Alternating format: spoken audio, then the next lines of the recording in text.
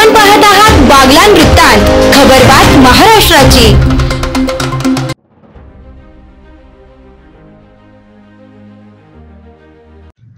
बागलाण विधानसभा मतदारसंघाच्या निवडणुकीसाठी पिंगळवाडे येथील बूथ क्रमांक 108 व 109 असे 2 मतदान केंद्रात मतदान होत आहेत। या कामी जिल्हा परिषद प्राथमिक शाळा इमारत देण्यात आली आहे। या इमारतीत एकूण 2 वर्गाची व्यवस्था करण्यात आली आहे। या दोन्ही मतदान केंद्रातून एकूण मतदान 108 मध्ये 1024 इतक्या महिला मतदार आहेत, तर 480 पुरुष मतदार 544 इतके आहे। या कामी पुरुष कर्मचारी 5 तर महिला कर्मचारी 1, पोलीस 1 असे देण्यात आले आहेत।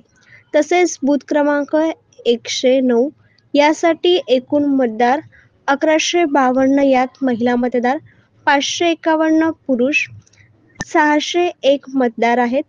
निवडणूक कर्मचारी पुरुष 3, महिला कर्मचारी 1, पोलीस 1 याप्रमाणे व्यवस्था करण्यात आली आहे।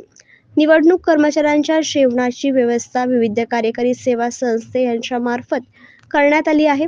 मतदारांना ऐनवेळेस काही शारीरिक त्रास झाल्यास आरोग्य सेवा देण्यासाठी प्राथमिक आरोग्य केंद्र ताराबाद यांचे कर्मचारी तैनात करण्यात आले आहेत।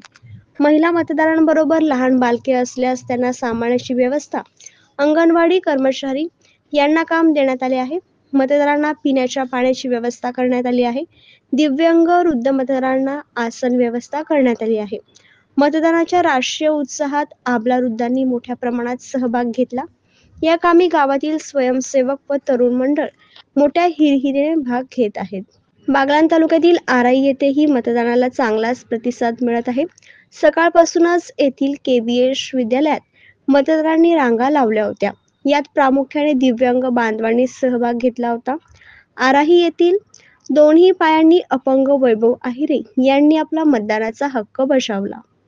बागलाण वृत्तांतासाठी संदीप गांगुडेसह कैलास पवार।